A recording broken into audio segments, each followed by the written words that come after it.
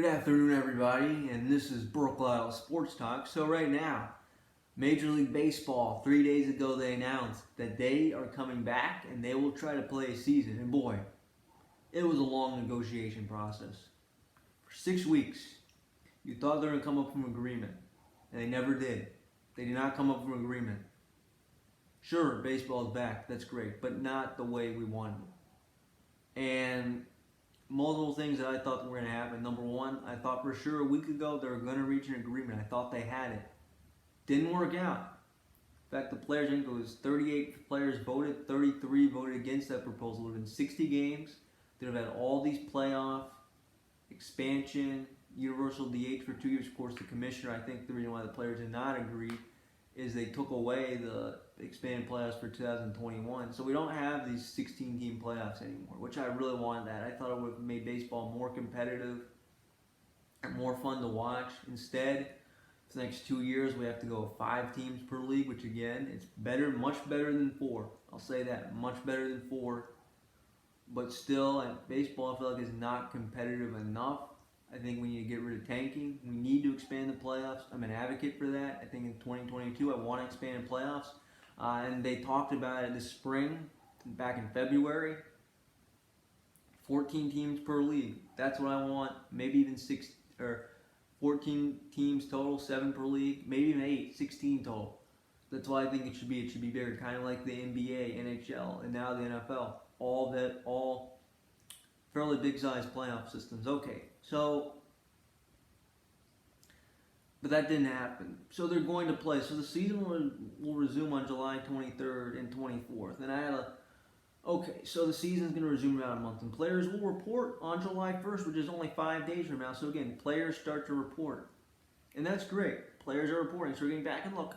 I'm looking forward to the season. I mean, how nice would it be to watch Nats baseball again? I mean, sure. It would be fun to watch baseball again in general, Major League Baseball, since we have not seen a real game that meant something since October 30th. That's almost 9 months. It's almost 3/4 of the year without baseball, which is amazing. So again, if the season resumes, it would either resume on a Thursday or a Friday. I was hoping they could do July 19th, which would have been just 3 weeks from now. Really, I was hoping they could resume just 1 week from now. That's what it looked like at first, but that is yet to happen. So that's what they'll do. So again, how excited am I on a scale of 1 to 10? I'm pretty excited, not as excited as I've been in years past. Part of the reason is you have the NBA and the NHL playing too. I really want to watch them as well. So again, there may be days where I'm in front of the TV a lot, switching channels. Maybe baseball plays more at night so I can watch the other sports in the day. And again, very quickly in the process, the NHL will be really begin their playoffs, where the NBA will be more regular season. So I'll have a lot of more competition, where normally this time of year it really begins right now with just baseball. That's it for 2 more months. I don't care that much about preseason football, where it's just baseball. Where baseball is in control for, at times, almost 3 months in terms of meaningful regular season sports content. That's not happening this year. They'll have 1 week, and then the NBA starts back. NHL starts back. The NHL talking about July 30th, and then you'll have the Stanley Cup playoffs. You have the Washington Capitals, fellow Washington team, along with my Nationals. So again, it's going to be hard. I'm going to try again baseball. I'm going to be working really hard. And then, on top of that, I'm going back to school. Hope to do this for a living.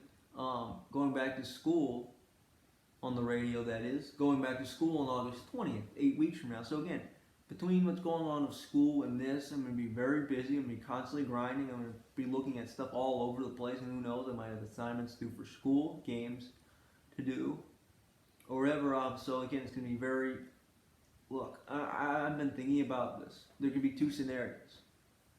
First is I'll be so busy, I'll be as busy as I'll ever been. I'll be constantly going through things. I'll be watching so much. I'll be consuming so much information I can't possibly consume it all. Or number 2, will be nothing again like it's been the last 3.5 months. Those are 2 scenarios right there. So again, with baseball going on, and then by the time the regular season ends right around October 1st. I think it'll slow down. Both leagues will, I think, be in their league finals by then, so then it'll slow down.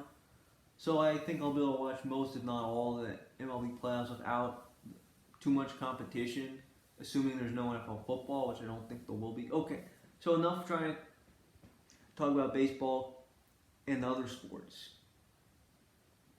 So how the season will work is it will be about a 9-week season, give or take. It'll end on September 27th. That's when it'll end. It'll be a 60-game season.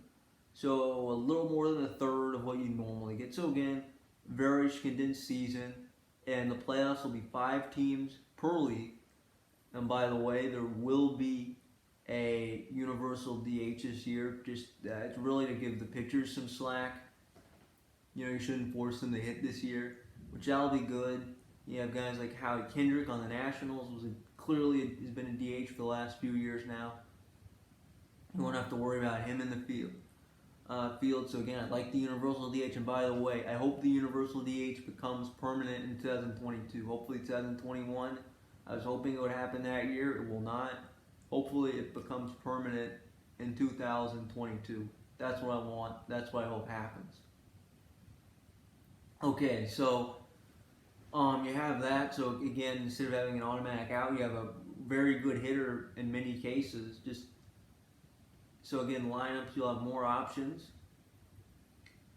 So again, I think scoring will be up. That will be good. But here's another thing. Scheduling. So it's a 60-game season, so it's East versus East, which I think the MLB will release a schedule for the next week. It's East versus East, West versus West, Central versus Central. So Nationals, for example, will be playing all the teams in the NL East plus all the teams in the AL East. So Yankees, Red Sox, Rays, things like that. Or the Dodgers will be playing the Astros and the A's, Rangers, things like that. So how traveling works, I don't know. I think it will be a challenge to its home ballpark. So I'll have charter flights, which again, charter flights right now is very different than what they used to be. And like I talked about at length with the other sports, MLB players have already tested positive already as it is when they go to training camp or spring. I guess technically summer training you could call it now since it's July. Players are going to test positive. How do you manage this during the season? How does this work? Since yeah, it's great to see games again, but how can you get through this? How can you play games? That's the biggest question right now. So roster size. So this is interesting. It starts off opening day, you'll have 30. Which this year, by the way, is expanded to 26. So you'll have 30 right away. Then 2 weeks later, you'll have 28. And then 2 weeks later, you'll have 26. So again, you'll have extra players. You'll have, so with 4 more, maybe that includes an extra catcher, maybe an extra bullpen arm, maybe an extra, I don't know. So you'll have 30 players on the roster. Then you'll have 28. Then you'll have 26. So it'll cut down. So if somebody gets hurt, you'll still have that extra option. And I think that's also good for, let's say, a player tests positive. You still have plenty of options. And then I think somebody from they talk about taxi squad. So, and all these roster changes will happen from the first month. So there's 60 total players in general. I think they'll be playing in nearby minor league facilities. So I guess the Nats team might be playing down in Fredericksburg. The Braves, that's easy. They will be playing. Their team will be playing in Gwinnett, which is very close. Maybe the Yankees team and Mets team, Staten Island and Brooklyn. You have the Staten Island Yankees and the Brooklyn Cyclones. Maybe that's where they play. Boston, probably Pawtucket. I could go on and on. Just talking about the proximity of teams. So if that's what happens there, so you have 60 total players. So you have minor leaguers that other players otherwise would be playing the minors could be playing the majors this year. And keep in mind, injuries, players get hurt. I guess you'd call players up from that pool. And who knows how many injuries there'll be this year. So again, you have all sorts of players. You might have 19-year-olds who otherwise wouldn't have played in the majors this year. Or 20-year-olds. That you'll have. So they'll get their training and they'll develop there. I guess they'll probably scrimmage there. I guess the taxi squad teams will just scrimmage. And then you have like a group of players in Nashville playing. Maybe you sign them. I think it's like minor league free agents or something like that. So you have that 60 players. So okay, you have 30 players, I guess, traveling all at one time, maybe a little bit more. So again, you have those traveling parties. What happens if players test positive? All this stuff, Jeff Passion or another great article asked this question: what if this happened, that happened? Yet, you know what? If all these players test positive, I don't know what you're going to do. I don't know how you're going to do it. Again, we've talked about this football, talked about this basketball. I don't know. Like, this is the same question you can ask in hockey. Like, this is not ideal. Like, we're trying to come back, and we hope it all works out. So I think this is going to be right now going into the season, I think it's going to be a day by day and week by week, maybe even at times an hour by hour case, depending on the situation. So again, I think this is constant. This is going to be very short term. We're in constant. Something could happen one day, it could be all over. So we'll see. So that's what's going to happen there in baseball. And the trade deadline is on August 31st this year, so it's a month later. So again, teams play about a month, and it's about 37 days worth of baseball. And again, if teams that are sellers decide to sell, then they trade to the buyers. Now again, a trade deadline in a pandemic seems very different. Because here's another thing to keep in mind. Think about these minor leaguers who, in a normal year, they get all the experience they can get. They've played. Scouts know where they are. This year, that's a whole other question. Like, who are these players? Like, again, you look at like the top 100 prospects list. There's some players that are borderline and just shoot all the way up, who become premier prospects in this game. There are some players that just drop out of it. It all varies. I mean, every year you have some of these players top 100. Some of them might not ever make it to the majors. Many of them have okay MLB careers, certainly short. Some have long MLB careers. Some of them might become all-stars, Hall of Famers. It all changes. It all varies. But point is, let's say the trade deadline, the Marlins are sellers. They trade a couple players to the Dodgers, right? So how do these players go on an airplane? Again, being on an airplane right now is very, very different, since who knows who you could be exposed to now than it ever was. So again, all these things that used to be normal are now a big question. So I feel like, due to safety and travel, I feel like unless you can get a charter jet for these players to go, I feel like there will be a just very different scenario at the trade deadline. And again, so those are those kind of things. I think trades will go down this year. I'm interested in how this trade deadline will actually work, how all these things happen. So again, that being the case, this is a 60-game season. This is a 5-team playoff per league. So you have 5 teams competing in the playoffs in each league. So what this means is, if you're these teams, if a month in you're looking good, you may be buyers. If you're not, you may be sellers. So again, all these teams. So again, it's important to get off to a good start. You have to do that. The Nationals, 19-31, can't do that again this year. Now your season's almost over. Instead of time to turn around, forget about it. You can't be 500. You can't lose. You can't go on these 7-game losing streaks or whatever. You can't do that. I think if you want to make it to the playoffs, you have to play good baseball pretty much all year long. If you like someone like the Dodgers, remember, in mid-May they were 10 games over 500. I think there was something like 16-26 a couple of years ago. Can't do that this year. You have to play good all year long. Since again, Dodgers or some other team, whoever it might be, who you thought was a playoff team, just gets off to a slow start. You see those teams, disappointing. We're 11-17.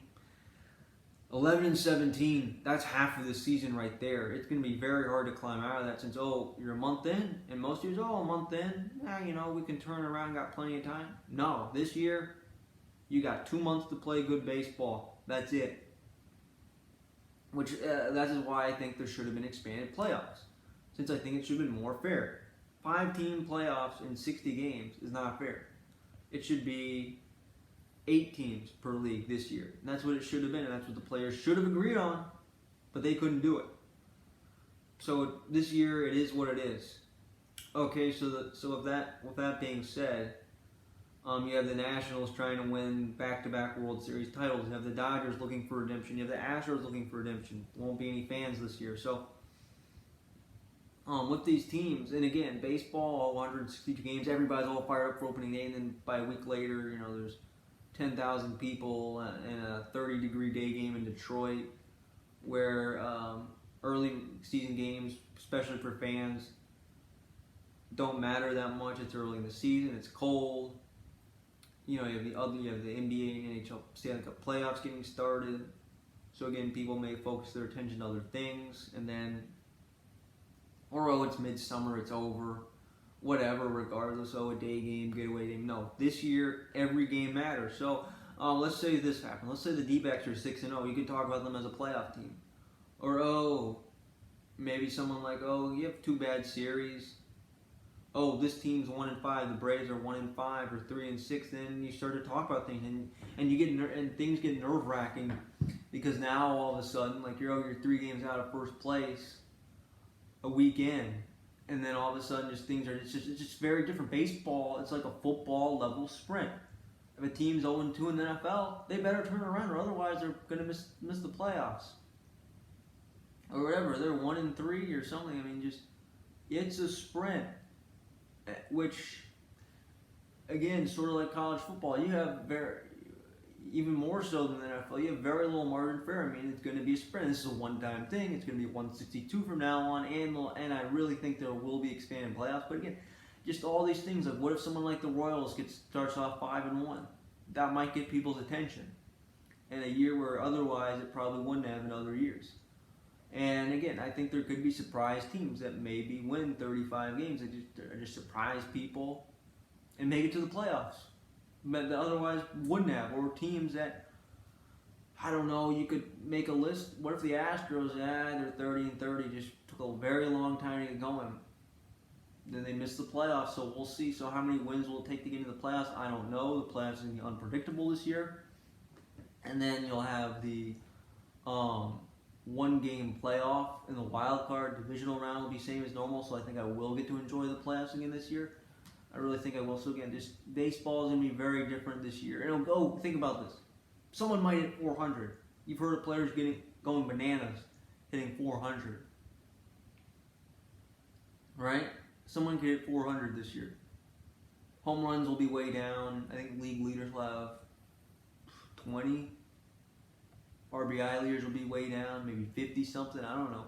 One stat that could, obviously, strikeouts, innings pitched, all these other stats will be way down.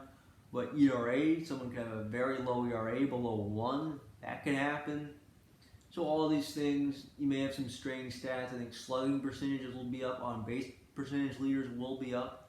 But again, if you're a star player, you get off to a slow start, the first month hitting 200, well, you know what, that's half of your season right there. Sorry. There you go. Or some other player you don't even think of could win the MVP this year, since they could just go bananas for 2 months. That could happen. Or some pitcher could win the Cy Young that you don't expect because they just pitched so well for 2 months out of the blue. Or, this pitcher really struggles, just got rocked around for 2 months. Just maybe they're having the 2 worst months of their life, like Walker Buehler is, that's a bad. So again, this is going to be a very bizarre season.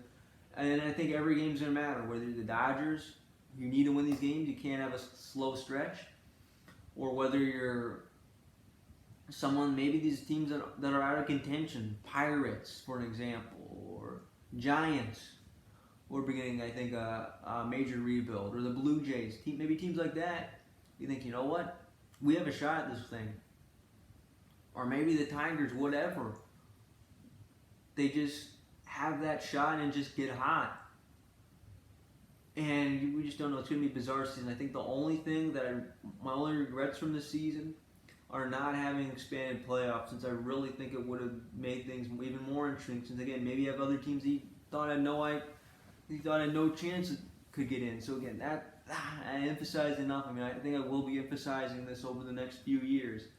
I'm calling for expanded playoffs. That's what I want. That's what I think baseball needs. Since number one, owners are making more money. That's extra playoff games. Think about it. Fans go to these games. They may get more TV revenue. That's good for the sport. Players, they want an extra shot to win the World Series. If you win 80 games, you have a shot to win the World Series more years than not. Players want that. I think fans want it. I think fans want more competitive. I love competitiveness in sports. The NBA playoffs, I don't think it's too big. It's just not predictable. NHL, anything can happen. Football, I'm glad they expanded. It makes it just a little bit more competitive. March Madness, anything can happen. Baseball, anything will happen. So again, it's going to be a sprint season. So for the Nationals, hopefully everything goes right. If you're a fan of any other team, things will go right. So again, in terms of baseball, I think I will do a preview show. As of right now, I will, just continue to get ready. I think I'll go through the rosters and update the rosters on Game Changer. So we'll see. So again, I've talked a lot about sports right now.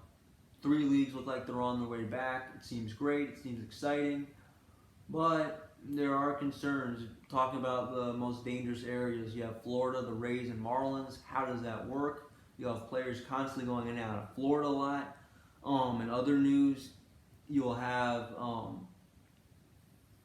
California, these 5 California teams. Again, I think LA might be worse than the Bay Area, but I really don't know for sure. California's dangerous. Rangers, Astros. That is dangerous. Talk about the D-backs. Remember in the MLB, they considered saying, we're going to play our season Florida, Arizona, and Texas. That was considered an idea as hub cities. Or remember when they thought about doing the Grapefruit and Cactus League, or just everybody in Arizona? Remember that? Now, it would have not looked good at all. I think it would have been terrible. Since then, you have teams in the most dangerous areas right now, so we'll see. So, again, over the next month, as the NBA gets ready to get going, as the NHL gets ready to get going, as they send their players to training camp or out to these cities, hopefully this virus becomes a lot safer. It gets better. I thought it was getting better for a long time. In just some areas, it's gotten worse. Overall, in the United States, it's worse. Numbers are as high as they've ever been. Hopefully, it slows down. It's safe to play sports. I can watch sports again. And we just have these champions this year. And then hopefully 2021, we can just reset. It all goes back to normal. That would be great. But it's possible all 3 of the sports I'm talking about, everything's called off. Everything's canceled. So I got to prepare. So just me in general, I'm kind of done talking about baseball. I'm glad it's back. I hope it works out. I'm interested to see what happens. But in terms of me, myself personally, am I getting ready? Yes, I am kind of still getting ready. A few days, I just kind of took a few days off. I'm preparing if they're going to play. And I think they will play. But I'm just kind of getting ready right now. Just kind of seeing what's going to happen. I really don't know what's going to happen. But if everything got called off, I don't know what I'd do. In terms of this channel, I don't know about this channel. So again, 3 more videos coming out. Thank you everybody for listening. This is Brooklyn Sports Talk. We'll see you next time. I think tomorrow I want to try to make a video on the NBA schedule.